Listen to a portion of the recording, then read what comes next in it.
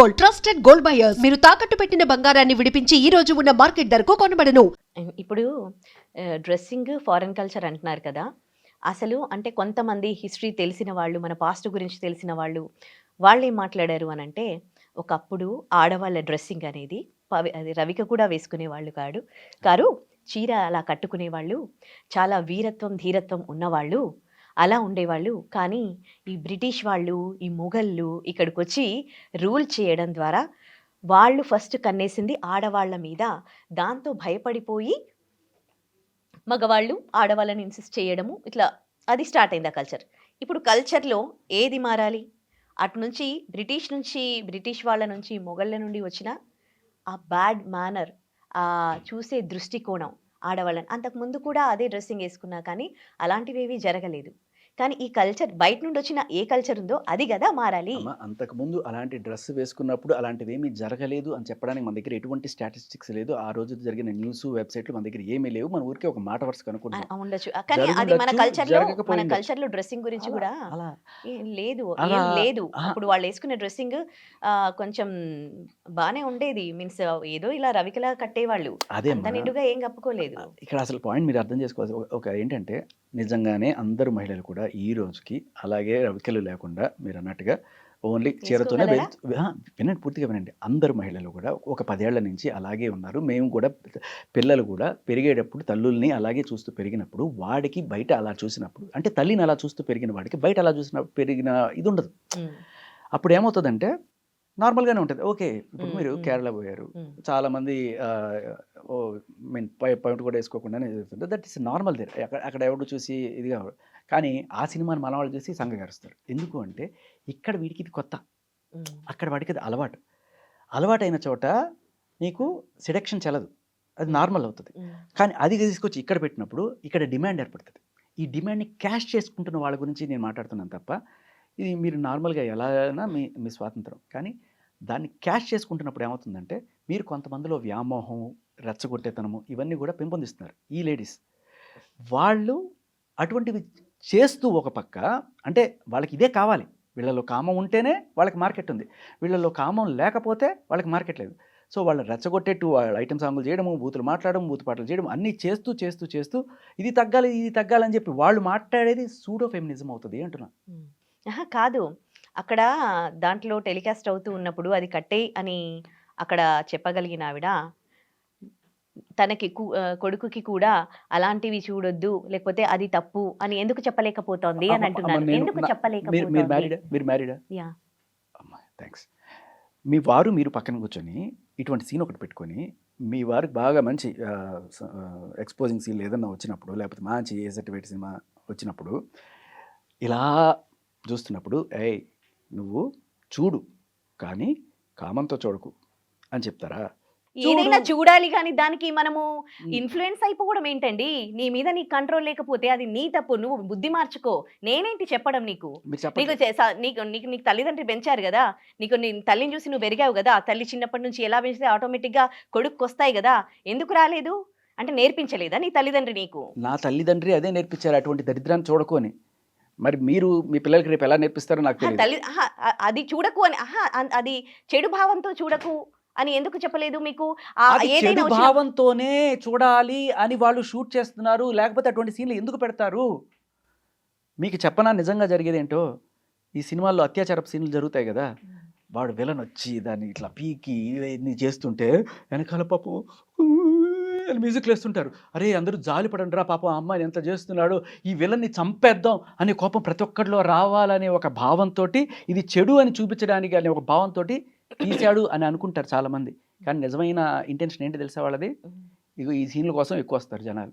వాడికి ఏమిటి తెలుసా, వీడు కరెక్ట్గా అలా చేస్తున్నప్పుడు హీరో వచ్చేస్తాడే, వాడు అసలైన విలన్. రే దరిద్రుడు సరిగ్గా టైంకి వచ్చేసాడు రా, అది వాళ్ళ ఫీలింగ్. ఇటువంటి దరిద్రుల్ని తయారు చేస్తున్న దానికి ఇది ఒక సూడో. నిజానికి జరుగుతుంది వాడు చెప్పే అద్భుతమైన మెసేజ్ కాదు. దీన్ని అడ్డం పెట్టుకొని డబ్బులు సంపాదించుకోవడానికి వాడు చేస్తున్న ఒక ముసుగు. ఈ ముసుగు తొలగించేసి నీట్గా పద్ధతిగా, ఇప్పుడు హాలీవుడ్ లో అద్భుతమైన ఫిల్మ్ ఇండస్ట్రీ మారాలి. అక్కడ వాళ్ళు చూపించే ఇదంతా, ఇప్పుడు ఏదైతే సినిమా ఏదైతే తీస్తూ ఉన్నారో సినిమా తీసే స్టైల్ మారాలి, వాళ్ళ కథలు మారాలి, మనుషుల్ని ఇన్ఫ్లుయెన్స్ ఇండస్ట్రీ కన్నా మీరు మారాలి. చూసారా మళ్ళీ మాకు నీతులు చెప్పడానికి ఎందుకంటే మీ వచ్చేసారు. ఆయన అలాంటి చూస్తున్నప్పుడు నేను చూడనిస్తాను కాకుండా కట్టేశారనుకోండి వాడికి మార్కెట్ ఉండదు, ఇంకోసారి ఇలాంటి తీడు. ఇప్పుడు సృష్టిలో ఏది తప్పు కాదండి, ఏది కానీ తప్పు కాదు, ఇది తప్పుగా బాగుంది. ఆహా, తప్పు తప్పే.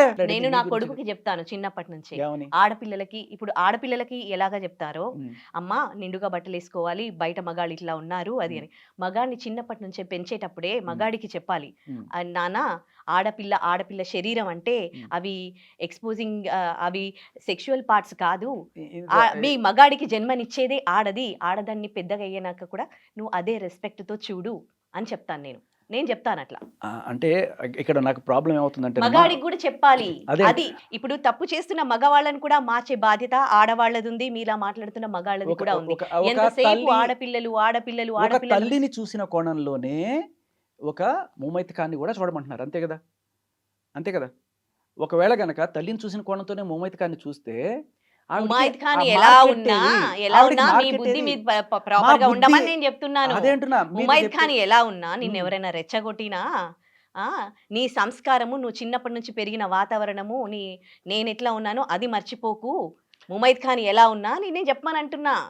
అదేంటున్నా ఇప్పుడు వీళ్ళు మీరు పిల్లల్ని పెంచుకునే వాతావరణం ఏదైతే ఉందో ఇటువంటిది జస్ట్ మీ పిల్లవాడు మీ మాటలు విని ఇది పాటిస్తాడు అనుకుంటున్నారా, లేకపోతే రేపు వాడు ఫోన్లకి సినిమాలకి వాల్ వాడికి చెప్పరు, వాడు పాటించడు. ఆడవాళ్ళకి మాత్రము వాడు మూర్ఖుడు, వాడు అలాగే ఉంటాడు. మీరు మాత్రం ఆడపిల్లలకి ఆడవాళ్ళు నా వాళ్ళు కొడుకు మాత్రం మీ వాడు కాదా? మీ కొడుకు మీ అన్నయ్య మీ వారు కూడా అదే అంటున్నాను. అంటే నేను చెప్తే వాడు మారతాడా వాడు పాటిస్తాడు అంటే మీరు చెప్పి చూడండి, మారతాడో మారడో ఆ తర్వాత. కానీ చెప్పాల్సిన బాధ్యత ఆడదానిపైన ఉంది, మగాడి పైన ఉంది. అంటే వాడు చెప్తే వాడు అలాగే ఉంటాడు, నువ్వు మాత్రం జాగ్రత్తగా ఉండు అంటే ఫిక్స్ అయిపోమని అంటున్నారు. చెప్తా. ఇప్పుడు ఏంటంటే మీరు కుటుంబ వ్యవస్థలో మీ పాత్ర గురించి చెప్పారు. ఒక పౌరురాలుగా ఒక పౌరుడిగా మన సంఘం మరింత అందంగా తీర్చిదిద్దుకోవడం, అందులోనూ మీరు ఒక యాంకర్ పోస్ట్లో ఉన్నారు, ఒక జర్నలిస్ట్ పోస్ట్లో ఉన్నప్పుడు ఇంకా రెస్పాన్సిబిలిటీ ఎక్కువ ఉంటుంది.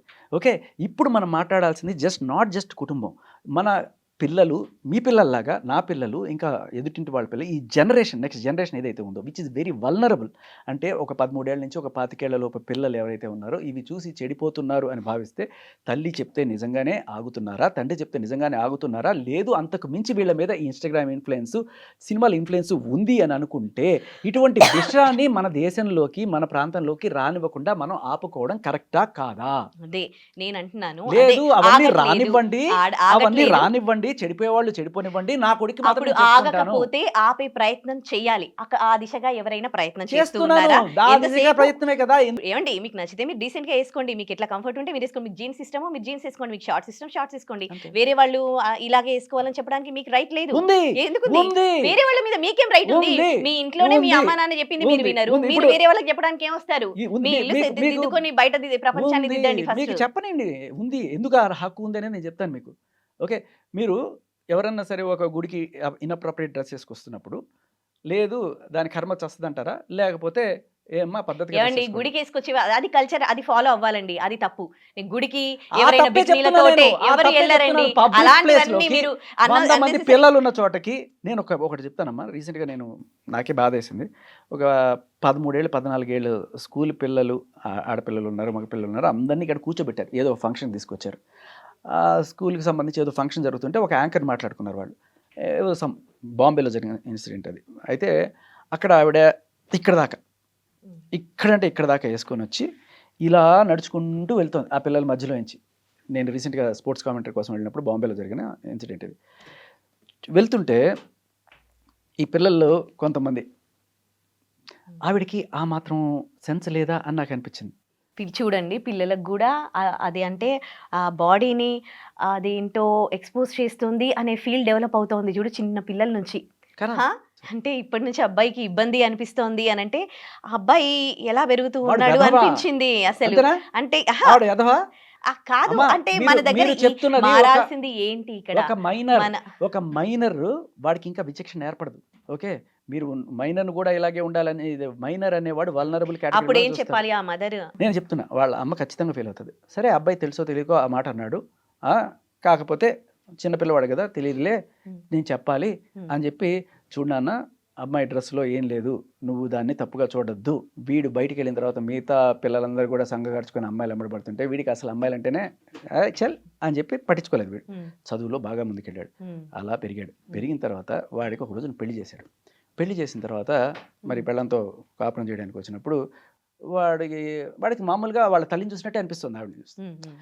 సంసారం చేయలేకపోతున్నాడు, వాడికి ఏ రకమైన ఫీలింగ్స్ రావట్లేదు అమ్మాయి మీద. ఎందుకంటే వాళ్ళ అమ్మ చిన్నప్పటి నుంచి కూడా అసలు ఆడపిల్లని చూస్తే ఫీలింగ్స్ రాకూడదు అని చెప్పి వాడిని పెంచి, అంటే దీన్ని ఏమంటారంటే అమ్మా ఇంటలెక్చువల్ క్యాస్ట్రేషన్ అంటారు దీన్ని. సో ఆ రకం వాడికి ఏమైందంటే మగాడిలాగా పెరగకుండా కంప్లీట్గా ఇలా ఆడవాళ్ళని చూస్తే నీకు ఏ రకంగా రాకూడదు రాకూడదు రాకూడదు అని చెప్పి పెంచేటప్పటికి వాడు పెళ్ళాన్ని చూసినాడప్పటికి వాడికి పిల్లలు పుట్టాలి. తర్వాత పిల్లలతో సంసారం, ఆ పిల్లం ఏం చేసిందంటే రే నువ్వు మగాడివే కదరా చీపో అని చెప్పి వెళ్ళిపోయింది. ఓహో, వేరే తల్లి ఇలా పెంచితే ఇలా పెరుగుతారన్నమాట పిల్లలకి, ఆడపిల్లలకి. అదే ఇన్స్టాగ్రామ్ లో నేను చూసిన ఒక కథ. అదే ఏదో పుకిటి పురాణం పట్టుకొని వచ్చారు మీరు చెప్పడానికి. ఫైనలీ ఏదేమైనా కానీ అదేంది డిఫరెంట్ మైండ్ సెట్స్ అండి ఇవి. ఎప్పుడు అంటే ఏకీభవిస్తారో తెలీదు. మన భారతదేశంలో ఎందుకు పాపులేషన్ ఎక్కువగా ఉంది, అమెరికా వాళ్ళు పిల్లలు లేకుండా వాళ్ళు ఎందుకు ఇదైపోతున్నారు, చైనా వాళ్ళు కూడా ఆఖరికి ఇప్పుడు పిల్లల్ని కనండి మర్రో అంటే ఎలాగంటారు, అవతల మగాళ్ళు ఫీలింగ్స్ రావాలి కదా, అసలు ఫీలింగ్సే రాకుండా చేసేసి మొత్తం చంపేస్తే అసలు ఆడదాన్ని చూస్తే నీకు ఏ రకమైన ఫీలింగ్ రాకూడదు అంటే దట్ ఈస్ అబ్సల్యూట్లీ సృష్టికి వ్యతిరేకం అమ్మా. అది చాలా టైం పడుతుందండి. మీలాంటి వాళ్ళని ఇంతమందిని మార్చాలంటే మా వల్ల కాదు. అంతమందిని కనకండి.